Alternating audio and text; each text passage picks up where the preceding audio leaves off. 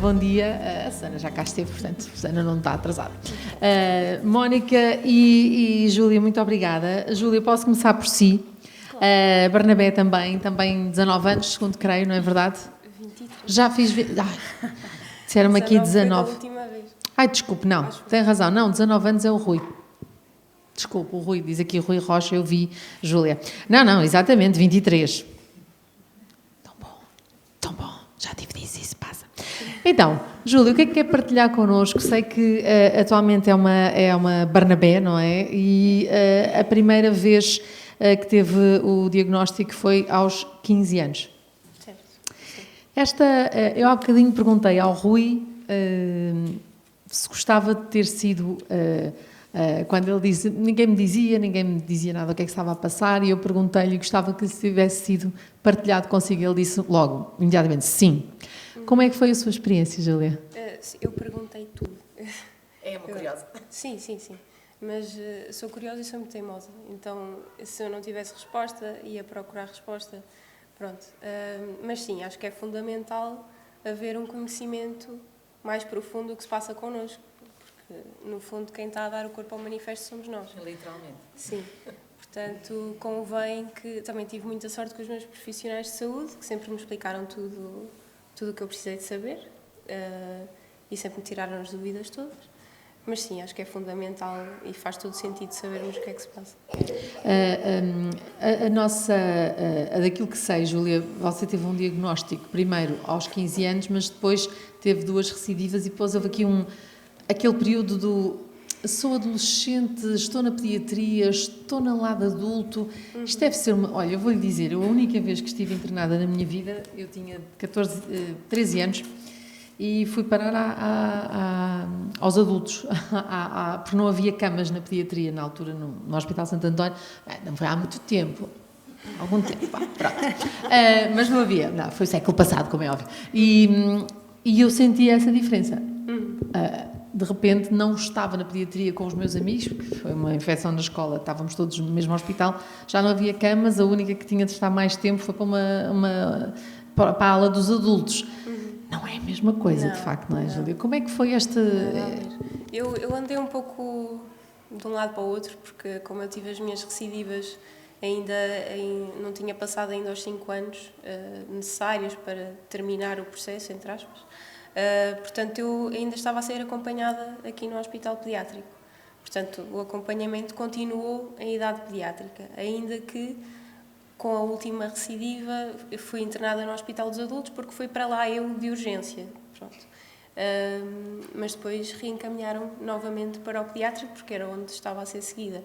Mas, claro, pronto, também é necessário mencionar que a minha equipa médica tomou responsabilidade pela minha idade num hospital pediátrico.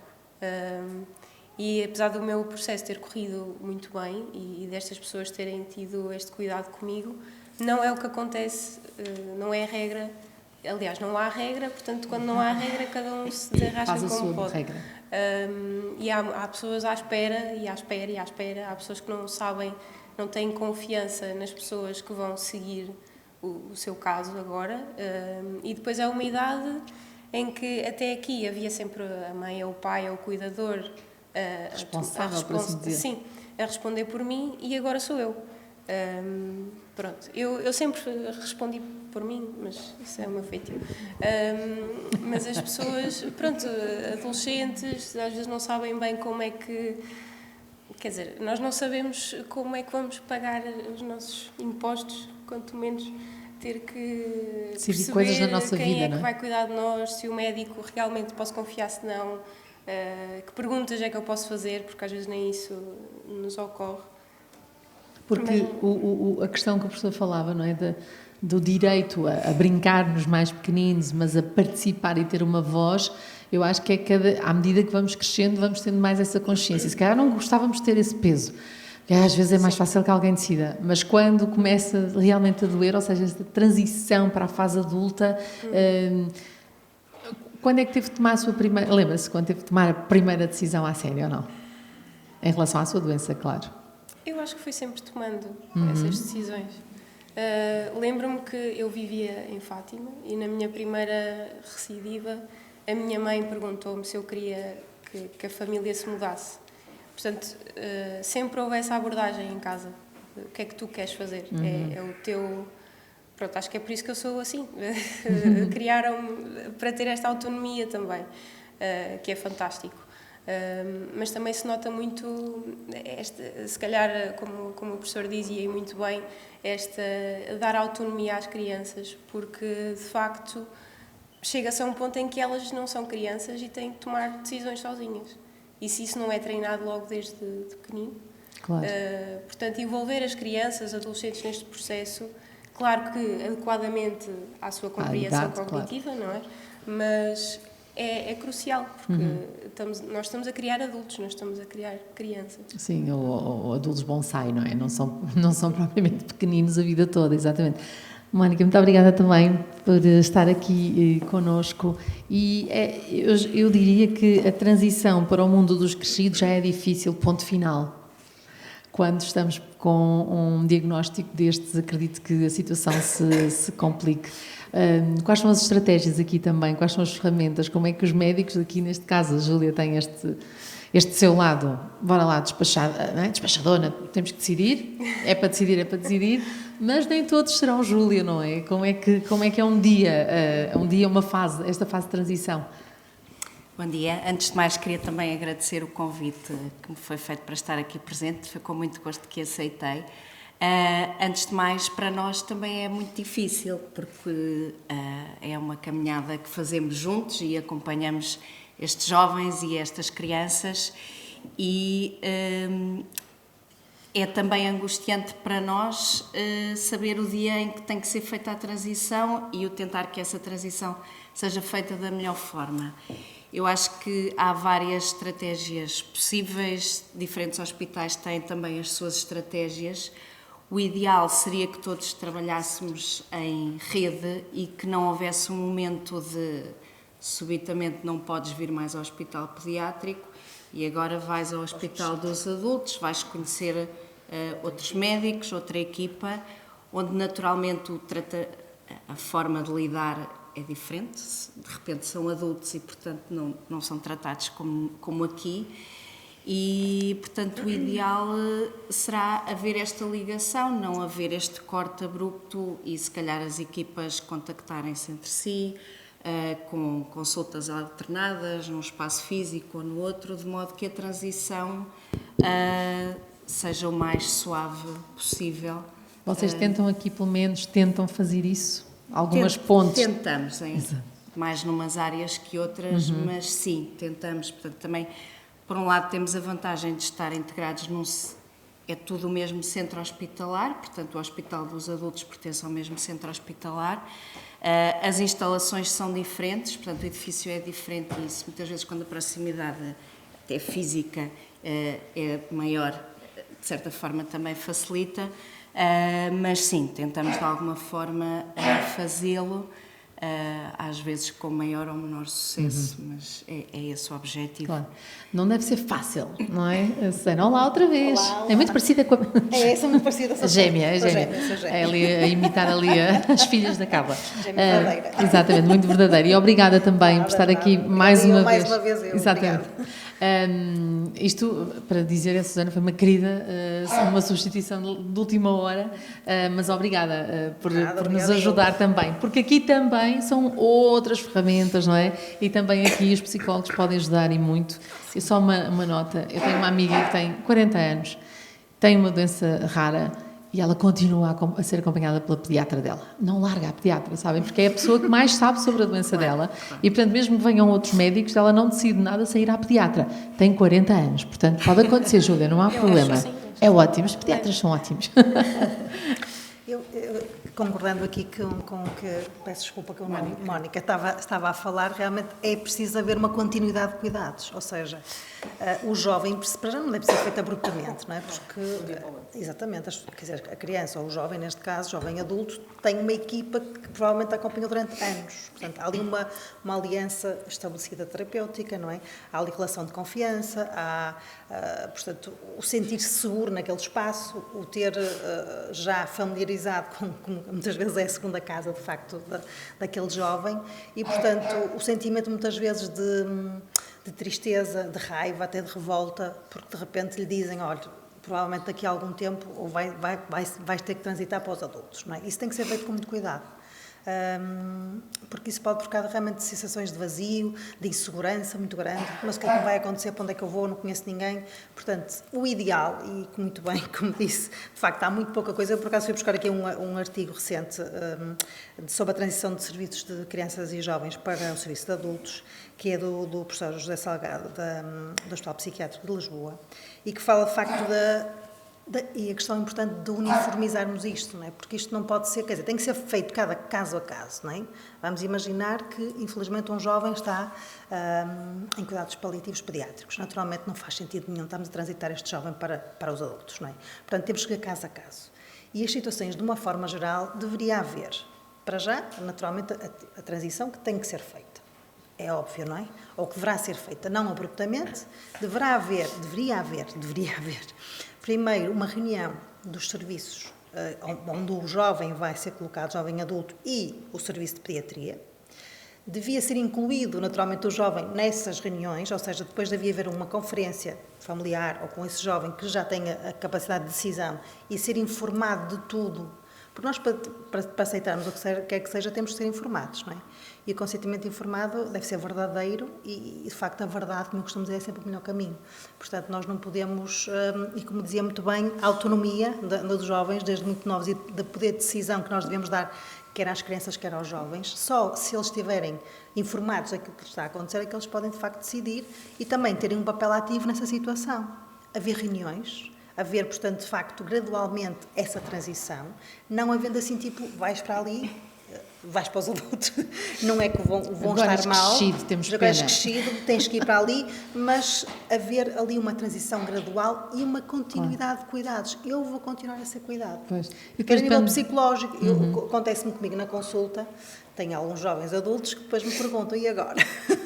Já estou a ser seguida pela Susana há tanto tempo, como é que eu vou fazer agora? Sentem-se muito inseguros, não é? E para mim também é difícil e entendo para os pediatras, não é? Naturalmente, para todos os profissionais que trabalham com aquele jovem, que tiveram contacto durante anos, que é difícil. Claro. Mas temos que ser todos capazes de o fazer, porque eles estão a crescer, não é? Portanto, têm que ir para os adultos, mas de uma forma tranquila e Gradual, continuidade gradual, que lhes permita ter essa confiança, não é? E dizer, eu não vou ser abandonado. Porque é aquela sensação quase de abandono, por vezes, não é? Vão-me lançar quase ali não é? Aos leões, entre aspas, não é? No sentido de não conhecerem. Portanto, se for gradual e essa noção de continuidade de cuidados, acho que vai dar uma segurança muito maior e uma possibilidade de eles se adaptarem de uma forma tranquila. Claro. Aliás, assim. de resto, de manhã, no primeiro painel da manhã falávamos, em traços largos, dos desafios e falávamos da questão da relação de confiança e de proximidade, que eu sinto que depois, lá está, que enquanto com a mãe Carla e o pai Pedro as crianças eram pequeninas, portanto as decisões, apesar de tudo, também recaíam, mais uma coisa a recair nos ombros dos pais. A partir de certa idade isso já não acontece, Júlia, e apesar de ter, pelo aquilo que nos explica, uma família que a educou para a autonomia, não é? Há sempre um dia, até nós crescidos, não é? Eu ainda hoje pergunto coisas à minha mãe. Sim, claro. Esta transição levou também a ter contacto e a ser uma Barnabé, portanto há bocadinho já explicamos o que é que são os Barnabés. Sente que também no papel de Barnabé pode ajudar os mais crescidos, porque depois os jovens, eu não sei como é que é aqui fisicamente, por exemplo, no Hospital de Braga, os adolescentes, apesar de ser tudo pediatria, mas os adolescentes estão num cantinho e os pequeninos estão noutro, as salas para brincar dos mais pequeninos, necessariamente mais ruidosas, não é? Estão de um lado da ala pediátrica e os adolescentes estão noutros. Aqui como é que foi e como é que é atualmente? Enquanto Barnabé, como é que se sente que também a sua experiência vem ajudar os jovens adolescentes? Aqui é tudo junto. Pronto, estamos crianças, adolescentes, no internamento como no Hospital Lee. No Hospital Lee ainda há uma salinha para crianças mais pequenas. Mas eu acho que isso pode ser muito benéfico, porque as crianças não estão tão preocupadas, porque se calhar não têm aquela capacidade ainda de reconhecer a situação, portanto acabam por ter uma naturalidade em lidar com os sintomas, com a doença em si e com o ambiente, que é muito confortável, que já não existe tanto na adolescência, e na idade adulta, então pronto, é muito mais difícil. Mas dá uma naturalidade e uma troca de experiências muito importante, porque relativiza, se calhar, a situação. E eu acho que é de facto importante, apesar das necessidades serem diferentes. No entanto, eu, enquanto Barnabé, sou voluntária e continuo, neste momento não, porque não encaixa muito com o meu horário, mas continuo a fazer voluntariado no internamento aqui no pediátrico. E às vezes é muito mais difícil chegar ao adolescente, porém, se já existe aquele ambiente um pouco mais descontraído, já há uma interação diferente. E a partir daí criam-se laços e experiências muito mais fluidos. Esta questão, Mónica, é importante. Eu, de facto, quando estava como voluntária no IPO em Lisboa, notava isso. Os mais pequeninos, talvez, lá está, se calhar ainda não têm bem noção, os pais, claramente, no início sofrem mais do que os filhos, mas talvez por não terem tanta noção, brincavam muito com a história de não ter cabelo, ainda não têm esses significados culturais e sociais, não é? E esta brincadeira, voltar à brincadeira, não é? Entre os mais pequeninos e os mais crescidos, que ainda não são assim tão crescidos, pode ajudar nesta transição, ou seja, um jovem, muito jovem adolescente terá à partida mais dificuldade em lidar com o seu diagnóstico. E talvez por isso este contacto, como dizia a Júlia muito bem, é tão benéfico? Eu penso que sim. Os mais pequeninos, claramente, os pais são quem sofre mais, no fundo, não é? Se eles não tiverem sintomas físicos, sofrimento físico, rapidamente isto passa a ser o dia-a-dia deles. Vêm ao hospital brincar, como há bocado referia o pai da Rita, que ela vinha a Coimbra e ia ver os doutores, porque foi o ambiente dela durante tanto tempo e é o espaço onde eles brincam e criam-se muitas amizades. Para os adolescentes é muito diferente. Primeiro, a forma como, e também já se falou aqui, como é dada a notícia, e não se pode falar, claro que se tem que explicar aos pais, mas aquele adolescente jovem que temos à nossa frente é o corpo dele, a doença é dele e, portanto, tem que ser explicado de forma que perceba e que a pessoa participe, inclusivamente com uma conversa, sem os pais se entender adequado e se também for o interesse do outro lado. Portanto, a abordagem tem que ser totalmente diferente. Eu penso que a partilha destas diferentes faixas etárias é muito benéfica, como a Júlia disse, mas penso que também é importante haver um espaço para os adolescentes, que é algo que nós aqui, eu acho que faz um bocadinho falta, porque também não podemos ter ambientes demasiado infantis para um jovem que acabou de ter um diagnóstico aos 16 anos e, portanto, tem que haver um bocadinho um ponto de equilíbrio, um espaço para o adolescente se sentir adequado para a sua idade, mas sem dúvida que a partilha com os miúdos pequenos, e muitas vezes até partilham a mesma enfermaria e estabelecem-se relações pessoais muito e ajudam um bocadinho a tornar os dias um bocadinho mais leves. Mais leves, exatamente. Sim. Esta questão da identidade, Sana, há bocadinho falávamos, a questão da identidade, de facto, na adolescência está tudo em causa, não é? E de repente a juntar a todas as dúvidas que possamos ter enquanto adolescentes, ainda há esta, e agora sou doente. Ainda por cima, agora sou um doente com cancro. Exatamente, depois aquela ideia da imortalidade, não é?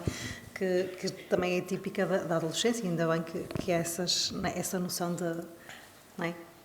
We'll live forever. E depois o confronto com algumas coisas que põem isso em causa e a questão que realmente nós, confrontantes com a mortalidade, vamos dar mais sentido à vida. De facto, é verdade. Portanto, é esse o caminho.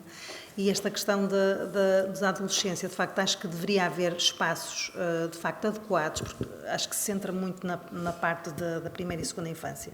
E, portanto, e da adolescência, acho que deveria haver, de facto, devia-se pensar em espaços próprios para os adolescentes, porque a adolescência, por si, é uma fase de grande transição, de grande mudança.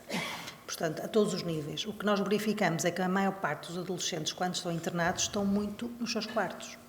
Acabam por ter muita tendência de estar no seu espaço, que é normal da adolescência, ter a idade do armário, não é?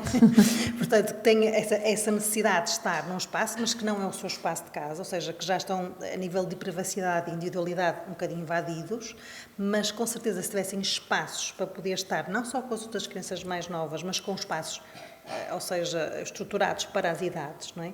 Teriam, Com se os seus calhar, pares, no fundo, aquilo que se faz com os grupos de a pais. nível de socialização, que é uma das fases, não é? Todos nós, mas na adolescência é a fase por si da socialização com o grupo de pares, seria de facto muito benéfico para esses jovens. Os Barnabés fazem muito isso, não é? Porque são mais ou menos da mesma idade, passaram pela mesma experiência, é não muito é? importante. Acho, e por acaso, ontem estava a assistir a uma situação lá no IPO de um jovem adolescente, que é também meu paciente, e de uma menina que também é minha paciente, e da interação desse jovem com o adolescente, com as crianças mais pequenas. E é impressionante, de facto, é um jovem que tem essas características diferentes, se calhar, dos outros, no bom sentido, não é? Somos todos diferentes, mas não dizendo que os outros são piores ou melhores. Aquela afeição que ele tem pelos mais pequeninos e, no fundo, eles perceberem, ele é grande e também tem uma doença como eu. E ajudar, o brincar, o interagir. Como aquele vídeo, não é? De acreditar que a mãe disse, olha, este crescido chega aqui com 20 anos, já passou por isto, sobreviveu, portanto há esperança, não é? Exatamente, essa esperança e essas questões que acho que são fundamentais. E estão aqui duas tónicas, Júlia. Por um lado, a descoberta de uma outra tribo, não é? Que se calhar nunca iria procurar esta tribo e apareceu-lhe esta tribo. Os Barnabés fazem este trabalho incrível, sou muito fã do vosso trabalho. E por outro lado, ter esta questão que a Susana acaba de dizer, que é também serem portadores de esperança até para os da mesma idade, mas também para os mais pequeninos e os seus cuidadores.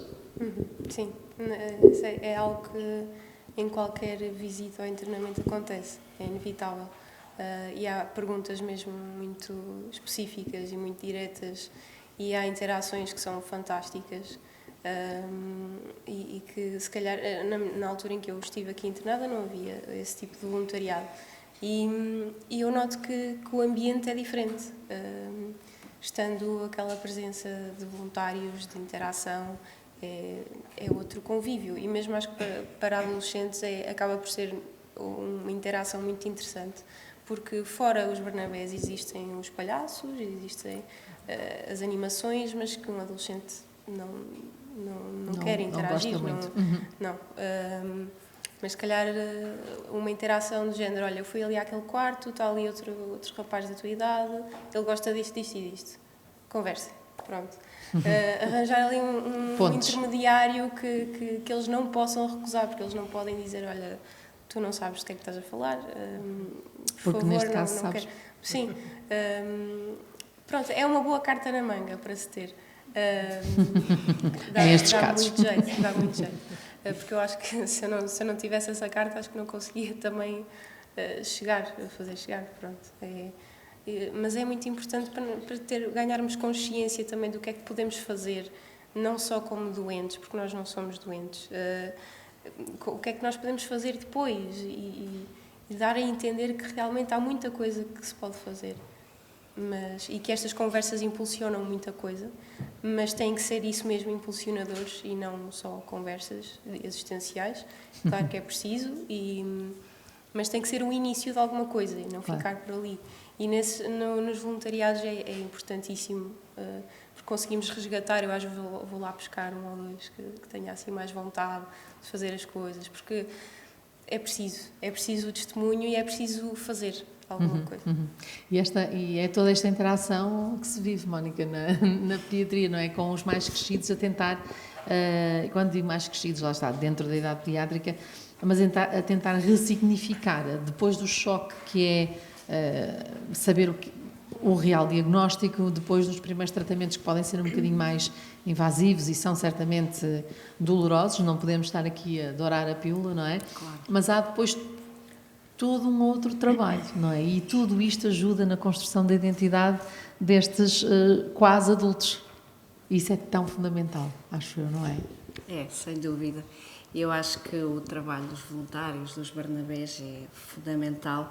É muito diferente, por mais que todos os médicos, os enfermeiros, a equipa diga que a probabilidade de tudo correr bem é muito elevada, nós não passamos por isso, não é? E, portanto, ter alguém que passou pelo mesmo a dizer que, no fundo, representa a esperança que as coisas de facto podem correr bem, e esta pessoa passou pelo mesmo que eu, e todo esse trabalho é fundamental. Claro E eu sim. sei que ao longo dos tempos, a Cristina, eu digo a Cristina, porque a Cristina é aqui um bocadinho a porta-voz da Fundação, já há tanto tempo que falávamos de uma coisa, quando olhamos para adolescentes, falávamos de uma coisa, que é um livro, um guia. Cristina, hoje já temos boas notícias, hoje temos uma ótima notícia para partilhar com todos. Venha aqui para a nossa beira, tenho que mostrar à Júlia. Eu acho que, aliás, se não for a cópia zero, tenho que dar um à Júlia já. Eu já vi. Mas não se pode dizer. A Júlia já viu, já deu um testemunho da importância de haver este tipo de publicações, mas pronto, a Fundação, um dos grandes objetivos é termos vários formatos de informação para os pais, mas também para os adolescentes, não é? E não havia nada direcionado para eles. Portanto, já estava aqui este bebê, como eu chamei há bocado, já estava há algum tempo para sair. Estou contente. Demorou mais do que 9 meses, mas está tudo bem. É uma publicação que, no fundo, fala numa linguagem para os adolescentes e temas que, de facto, lhes interessam e que muitas vezes não são abordados. É para ser dado no momento do diagnóstico, vai ser distribuído nos vários hospitais e também vai estar no Pipop, na versão digital. Essa foi a que a Júlia viu, porque ainda não tínhamos outra. Ok. E é uma coisa engraçada, porque eu peguei no livro e no guia, não lhe vamos chamar um livro, mas é um guia, e também está no digital, de facto, e senti uma coisa muito boa. De facto, não há muita informação, há muita informação, acreditado, tem publicações giríssimas para os mais pequeninos, mas lá está, se calhar para os mais pequeninos são um bocadinho abonecadas para os mais, já para os jovens adultos. Este, Júlia, parece-me ser assim um formato com aquela seriedade que os adolescentes já gostam. É um senhor guia. É um senhor guia, já é um senhorito guia, mas tem aquela seriedade que os adolescentes já gostam de perceber, mas com uma linguagem muito acessível, muito simples. Cristina, eu sei que isso também foi algo que levou a que demorasse um bocadinho mais, é o rigor na construção destes textos, não é? Sim, explicar que isto não é uma versão original, portanto nós pegámos portanto é uma das nossas premissas também, quando já há bem feito, não vale a pena começar do princípio. Então falámos com esta organização que é a Children's Oncology Group e eles têm várias publicações, entre elas tinham esta direcionada para os adolescentes. Portanto, nós adaptámos, tivemos aqui o apoio do GPLP e também o apoio da Amgen como patrocinadora aqui do projeto em si. Mas, no fundo, era preciso haver uma adaptação à nossa realidade e, portanto, aí também tivemos esse cuidado. E uma tradução nunca é uma tradução direta, não é? Claro. Porque isto depois e, portanto, tentamos. Há aqui alguns temas, uma história das amizades, há bocado estávamos a falar, aqui há alguns tipos de adições que também é importante abordar nesta faixa etária, higienes, etc. Mas pronto, a questão das amizades, dos amigos, o social, a importância, até o exercício também está aqui abordado. Ainda bem, senão o professor Carlos Neto chumbava já essa guia. Portanto, tem tudo, eu já tive a hipótese de ver, tem tudo, mesmo aquilo que nós achamos que os adolescentes não querem falar, mas querem. E precisam, não é? A Susana estava aqui a bichanar a sexualidade. Sim, existe, e está presente e é verdade. super importante. A questão da autoimagem, falávamos do cuidar, dos pais cuidarem de si, mas os adolescentes também muitas vezes perdem o cabelo, etc, etc. A questão da autocuidado com a imagem é também, está tudo aqui neste guia, portanto, se não tiverem hipótese de eu ter fisicamente, consultem-no no Pipop, porque é absolutamente fantástico. Estamos a terminar, portanto, eu vou fazer a última ronda. Obrigada, Cristina, por ter vindo apresentar aqui o nosso guia. E a última ronda é, será que de facto há um bom conselho para deixar nesta fase de transição? Começo pela Susana, depois Mónica e depois Júlia. Comunicação. Acho que aprendemos a comunicar. De facto, acho que a comunicação eficaz é o meio mais eficaz, agora sou o pleonasmo, para nós conseguirmos de facto funcionar e dar esta segurança nesta transição. É se todos comunicarmos, não é? E de facto, se todos, profissionais de saúde, neste caso o jovem adulto, a sua família eventualmente, naturalmente, que também está inserida, portanto, se nós todos comunicarmos de uma forma tranquila e eficaz e assertiva, procurando sempre ter a opinião e dando a informação correta ao jovem adulto, acho que esta transição será de facto vista como continuidade e não como acaba aqui e não vai e vais começar uma coisa completamente diferente. É uma continuidade, cuidados. E isso dá-nos uma esperança, dá-nos uma segurança. Eu acho que a palavra é comunicação. Muito bem. Doutora Mónica? Eu acrescentaria, para além da comunicação, a antecipação. Portanto, preparar este caminho da melhor forma possível, indo conversando com o jovem, explicar o que é que vai acontecer. Portanto, que não ali vai por volta dos 17, começar a perceber, não é? Isto, aliás, é transversal a várias áreas da pediatria que lidam com doenças crónicas e em que existe esta necessidade de transição. E para nós profissionais tentarmos arranjar formas de nos orientarmos todos e de tentar que esta transição seja o mais correta e suave possível para sim. estes jovens. E a Júlia, o que é que deixava aqui quase como... Não se esqueça que para além das pessoas que estão aqui no nosso auditório, há muita gente que vai ver depois a posteriori, se calhar muitos jovens. Ok, obrigada pela pressão. Mas então não está habituada a essas coisas. A autonomia é para isso que serve. Pronto. Está-se a tornar um padrão neste meu discurso, mas eu acho que contestar é importante. Sobretudo quando não existe uma rede que faça esta transição por nós. Então, se não há, nós temos que perceber para onde é que vamos e com quem é que vamos lidar. Ou seja, se a abordagem desta pessoa não me agrada, eu vou falar, vou perguntar, vou pesquisar sobre esta pessoa, porque ninguém é dono da verdade. Não é porque... É claro que os profissionais de saúde sabem muito, claro, não é isso que eu estou a dizer, mas às vezes há verdades há realidades que não chegam a toda a gente. E se a nossa não está a ser ouvida, nós temos que falar sobre isso.